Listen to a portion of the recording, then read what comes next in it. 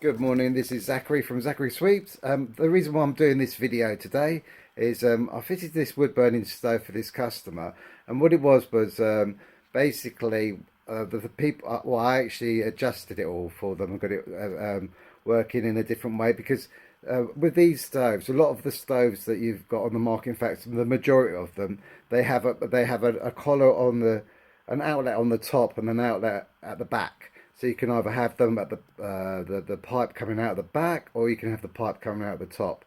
But where it was coming out of the back, it was actually coming too much into the room, and it was getting in the way of where they wanted to put their settee and stuff like that. So, and obviously the distance between the settee and the wood burner would have been too close. So it could have been quite dangerous if it had caught light. So basically, what they asked me to come and do was to come to move it into a different position. So basically, what I did was I came along and I took the back collar off because what happens is when you have a collar at the back, then you'll have a blanket plate for the top of it.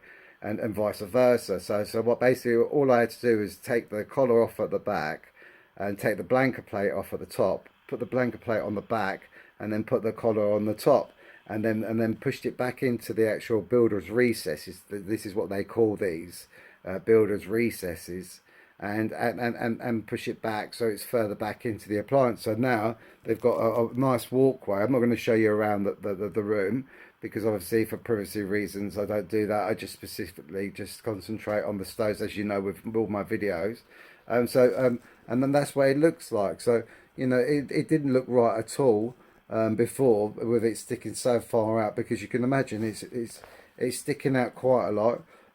It's in a tiled area, and also it's got brick behind the tile. So there's no dry walls around it. So there's no chance of anything catching light on it.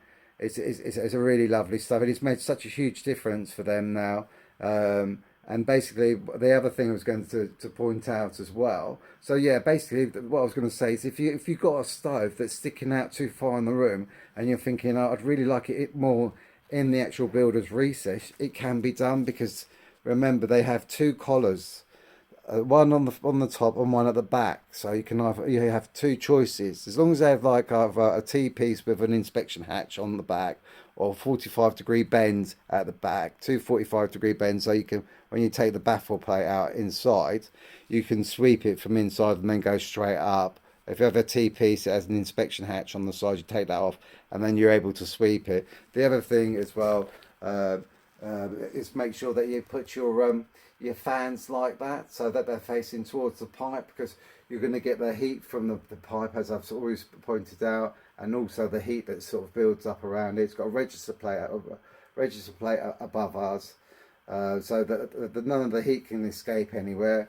The other thing is because the customer likes to keep his wood in, because he's a clever man, and he knows that the keeping the wood ash, should I say, into the appliance actually makes the fires burn slower, and you get a lot more efficiency, and your wood burns longer. So what I've done is I packed it all down for him to give him a nice smooth bed, and then basically all he has to do is put his wood on top of that, and he's ready to go. He's got a thermometer, which I strongly recommend that everybody should have for their appliances.